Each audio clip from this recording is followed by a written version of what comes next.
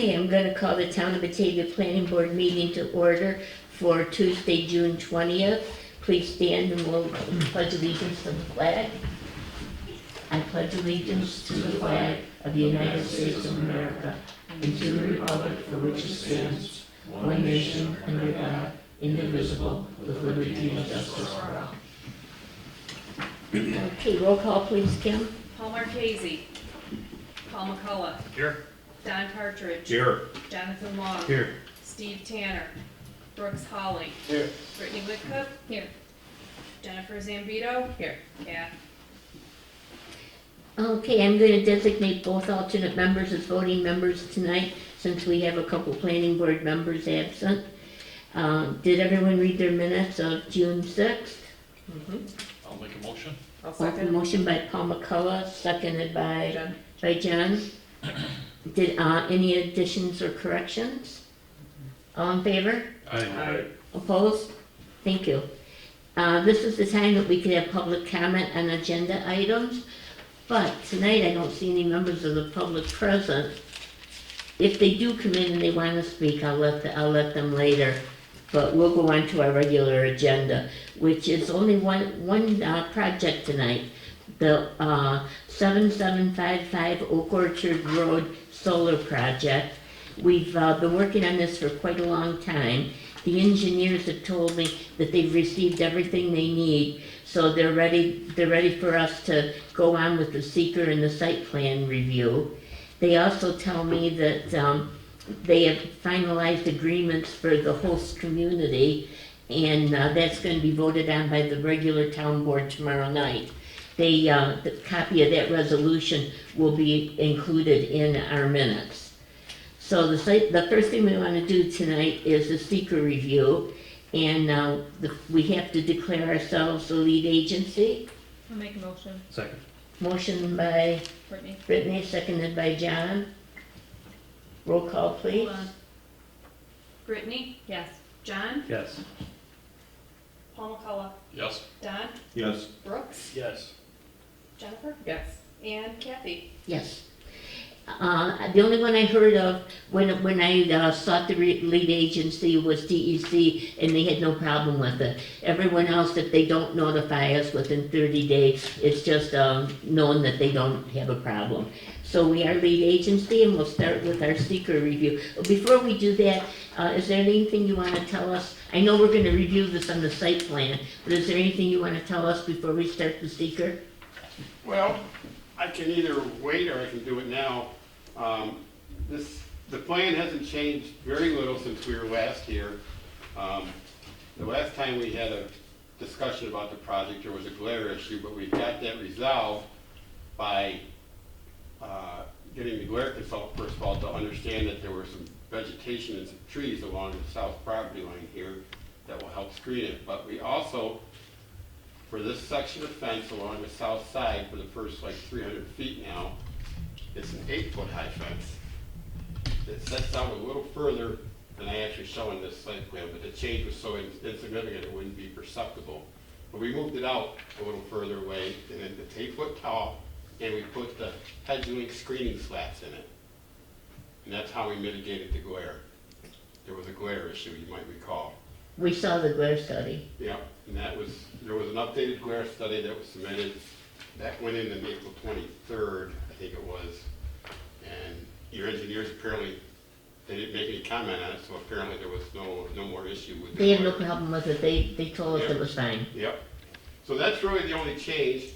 The other thing I would point out is, and it's not on this site plan because we are putting in a temporary driveway for our construction, just north of the existing driveway, because the owner of this site was reluctant to have us use that's their driveway. Their driveway is part of the lease line for their solar array and back.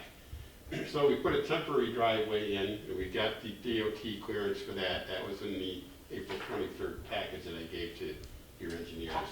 And that is just north of the existing entrance, and that's just temporary for the duration of construction.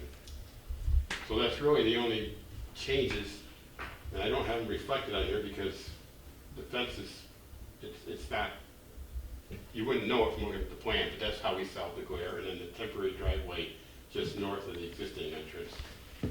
And then they're working on an agreement to have a permanent easement, I guess it is, Will? Yeah, it's really just gonna be a use agreement, permission to use the entrance of the property. And, you know, AES is a long-term partner of ours, and we've been working with them, and we should be able to, you know, share that draft agreement with you guys in a few weeks when we get it back. And does that go, what road does that go into? And Or it really doesn't, it's just, Yeah, it's just gonna reuse, once the site's in operation, it'll use this driveway here, the existing driveway. oh, okay. And we're putting a temporary It's one. existing, so it's not a new Right, it's not a driveway. new driveway, we're Okay. just putting a temporary one right here, and a wider one at that too. Because this driveway here actually wouldn't, you couldn't get tractor trailers in and up. So our temporary driveway is right in here, and it's much wider, and they can swing during, this is a lay down storage area during construction, so they'll be able to swing in there. Our interconnect is right here, it's a pole farm interconnect, and there's a pad mounted equipment pads for the interconnect here. And I think we're down to just 4 poles we're showing right now for the interconnect, because we have to have a turning pole to get across the road. Still could be 3 in the end, but I'm not gonna guarantee that, but we Okay. do know there's 4. So, Okay, is the board ready to start the seeker? Okay, it's gonna be reviewed by Don Partridge, who was so helpful to me today. He took it on last minute because Steve Tanner was going to do it and couldn't come in today. So go ahead, Don. Okay, and we're gonna go over each item. Just to say at the start, I have no or small impact on all, and if you need to comment on it, please do when we're on that item. Number 1, impact on land is a no. Item 2, impact on geological features is a no. Item 3, impacts on surface water is a no. Item 4, impact on groundwater is a no. Item 5, impact on flooding is a no. Item 6, impacts on air is a no. Item 7, impact on plants and animals, that's a no. Item 8, impact on agricultural resources, that's a no or small. Item 9, impact on aesthetic resources is a no.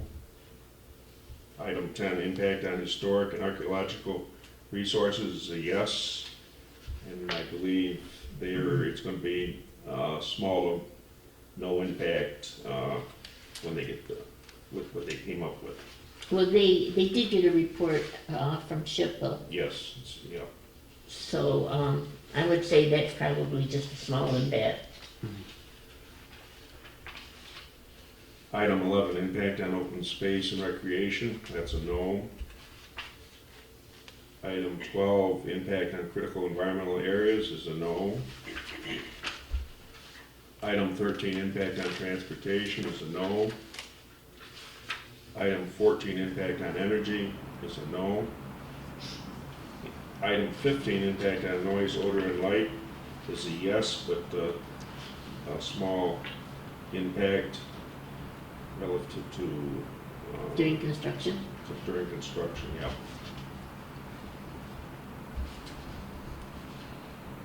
Item 16, impact on human health is a no. Item 17, consistency with community plans is a no. And item 18, consistency with community character is a no. You know, we had the public hearing, and we had very little turnout, and people were not opposed to this project, so, I move a negative impact on this project. is there a second? I'll second. Seconded by John. Roll call, please. Don, Yes? Jen, Yes. Brittany, Yes. Brooks, Yes. Jonathan, Yes. Paul McCullough, Yes. Kathy. Yes. Okay, we've made a negative declaration on the impact this could have on the environment or community character. Okay? So our next item is the site plan review. We've talked about this many times, we just had a quick overrun. Is there anything else you'd like to tell us about the site plan? Is there questions that the board might have? We've been doing this since January, so, you know, we're pretty familiar with it. We've received all of your information, and hopefully everybody is up to date on it. Did you want to look at that? I have this printed out. I was just curious on the polls, why we can't have three. You said we might be able to Yeah, have can three. you explain the polls to us? I'll try. So, National Grid has to have at least 2 poles for them to have their, part of their portion of the interconnect. Now, some of this is pad mounted equipment now too. We've got some of that down to pad mounted equipment.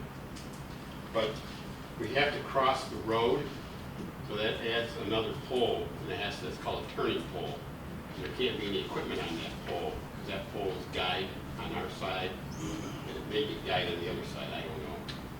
So that's a standalone pole that's required to get across the turn. We put our pole farm parallel with the road, if you remember, and then we have to turn and go across the road. That turning pole can't have any National Grid's pole, but there can't be any equipment on it. So the next pole up, or the next 2 poles up are theirs, I guess. And then there's a riser pole from the pad mount equipment. It has to be a riser pole that brings everything up to the air. And the 2 middle poles are for there. One of them's a disconnect, I think, I'm not sure. And then that 4th pole is the turning pole that's required to get across the road. They don't mix up any or mix and match their stuff. It's all got to be, each pole has to have a function, one function. Now, did we talk about that when we did the special use permit? I recall talking to you about it. Yeah, do you remember I that? Jim? remember at one- Yeah, we just talked about the concern with the number of poles, given there's 4 or 5 poles right adjacent for the other site. Yeah, but those poles are dedicated to that site and they don't share. Yeah, but in terms of when you're driving by, it's Oh, there's yeah. gonna be 9 poles. Yeah, their poles are perpendicular to the road. We had to place ours parallel because we're connecting to the next pole north of where the current Mhm. solar farm interconnects. So, So what was you mentioned there could possibly be 3. What was the possibility of 3? here's what I found has happened in the past. I was the one involved with the 2 West Main Street projects. And I remember I inventoried those for you. We had 3 on the plan and 2 were put in for the one further to the west. I can't remember the deal. Similarly, the next one closer to the town hall here, that has its pole farm parallel with the road, and it has a turning pole to go turn and connect to National Grid. Out on Batavia Stafford Town Line Road, we have 3 poles now, but I believe we had 4 poles in our plan because that's what National Grid engineering said we needed. And the irony is, and this is kind of anecdotal, is National Grid field crews get out there to put their poles up, and many times they say, why so many poles? We don't need that many. You know, if we have 3 for them, they put in 2 then or something. I don't know. I'm a civil engineer, I'm not an electrical, but we did get this whittled down from where we were initially, and that's the best I can offer you is literally sometimes when the field crews show up to do their work, they don't see it the same way the engineering people do. There's, forgive me for the pun, but there's a disconnect between the field crews and the engineering sometimes. Yeah, well, this has been acceptable by our engineers. I talked to Steve Mountain about an hour ago, and he's sick, but he's readily available by phone, and he said that they have agreed to everything, so Okay. apparently it's all right with them. What is your current undergrowth, and do you have any plans of seeding undergrowth? I'm sorry, what's that again? What is the current undergrowth there, and do you have plans on seeding if there's limited undergrowth? So everything the entire field within the array will be seeded with a shade, a conservation shade mix it's called. on the landscape plan, so let me look it up so I can speak accurately.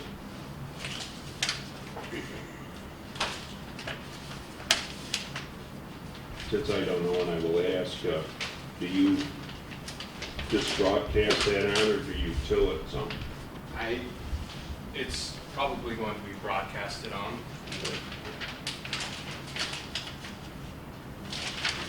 And is this something recommended by the, who did we go with, It's all kinds of. So, soil conservation? yeah, apparently, no, I'm getting it.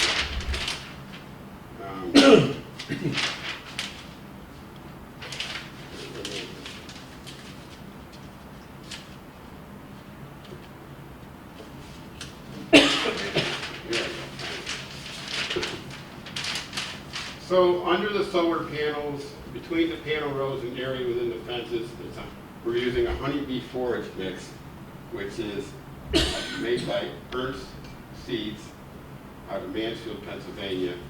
And the honeybee forage mix is a mix of 7 different clovers. So there's always going to be some variety of clover in blossom. Oh, good. That's why it's called the honeybee forage mix. That's called out to be under the solar panels, between the panel rows and area within the fence, and any disturbed area outside the fence also gets that seed, that honeybee forage seed mix. Unlike previous projects where we did a wildflower mix, that's what we had specified initially, but I think the experience has been this wildflower mix is like 30 different seeds, but only about 10 of them ever take, 10 different varieties ever take. The honeybee forage mix is clover. Clover grows very well in your agricultural soils. You'll get seven different types of clover. There should be some clover in blossom from spring through fall to when it's mowed. This gets mowed maybe twice a year. So. Well, that's what we wanted, make the pollinators happy. Yeah, and Okay. that's what this honeybee forage mix done. I was kind of pleased when I got the comment back from your engineers that they'd like to see the honeybee forage mix everywhere. I was like, oh, I'm good with that. Okay. I've always been advocating that. And another benefit to it too is, it's good ground cover, so essentially over time, it'll be good for the soil, which I always think is a positive. Clover puts a lot of nitrogen into the soil. Good. The equipment pads in front are also screened with shrubs, and I specified a pretty dense mix, or pretty densely planted, because I noticed on the 2 West Main sites that the shrubbery didn't do well. It was on a berm. Well, on the one site, they Yeah. put the trees in a little berm, which the berm dries out before anything. That's exactly what Yeah. happened. Yep. And that wasn't in my landscape plan, they just chose to do that when they built it. Okay, any questions? Okay, we're ready to vote on the site plan? Everybody ready? Okay, I'd entertain a motion for approval of the site plan. Section. Okay, motion by Brooks, seconded by Paul McCullough. Roll call, please. Something like that, yeah. Brooks, Yes. Paul McCullough, Yep. Don, Yes. Jonathan, Yes. Brittany. Yes. Jennifer. Yes. Kathy. Yes. Well, you waited a long time to hear these words. As far as the planning board is concerned, you're good to go. What about the special use permit? Well, That was it. we did, Oh, site plan and special use permit. well, we did the special use permit, way back, didn't we do that in February when we, I don't recall there being an approval for that, but I could be wrong. well, I sat with the engineers and they didn't say anything about the special use permit, so I was assuming that was taken care of. I move we, to You be know, cautious, Just to be, vote again on the special use permit, and I move for the special use permit be a yes. I second. okay, so that motion was made by Don and was seconded by John. Yep, give me a second. Okay, and that's approval of the special use permit, in case we didn't. Don, Yes. Jen, Yes. Brittany. Yes. Brooks, Yes. Jonathan, Yes. Paul McCullough, Yes. Kathy. Yes. Okay, now you're good to go. For the third time. Planning board insurance policy. Yeah, that was good done, thank you. Want to sign it tonight or what? Kathy, this is a form that we need for NYSERDA to apply for the incentive.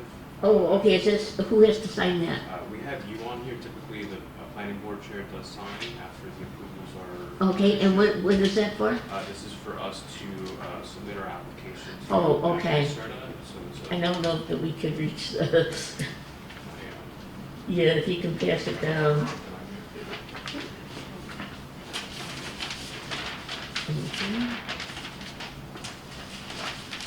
I had a nice meeting this past week with, relative to my solar farms, with big honeybee producer. And he's getting me a contract, and he has a location, the ideal site for the bees to be. So, Yeah, I love that. The idea of having apiaries on these solar farms would really. I'm gonna have more money than I know what to do. It Hey, was- you can bring it into the meetings, that would be good. No, we'll take it. I think it was back in 2018 or 19, I was, the third solar project I was working on, we were in Hamlin, and that's where Jim Doan Honeybee, that's where he's from. And they asked him to come to a meeting and comment about the seeding. And that's what this Ernst Honeybee Forage mix came out of that. And he was all, It's good to know. his opinion was wildflowers are too hard to grow. Do a honeybee forage mix, it's easy peasy, and everybody's happy. So that was his take on it. Thank you. And I appreciate the support for that. Thank you very much, it was a pleasure to work with you. Likewise. Thank you, guys. Have a good evening. Okay, we have a zoning officer report, or we don't have a zoning officer report. Due to sickness and commitments, no one was able to attend tonight. But if there's anything that comes up that you need to know, we'll be sure to email it to you. Now, for my report, the only thing I'd like to tell you is I'm going to cancel the July 5th meeting due to the day after the holiday, so you all can celebrate and not have to worry about coming to a meeting. Does anybody have anything? And we've got no public here tonight, so it would be Brittany this time. Make a motion to adjourn. Second. Motion by Brittany, seconded by Jen, all in favor? Aye. Anyone opposed? Thank you very much, thank you for attending, and thank you for all your hard work on this project.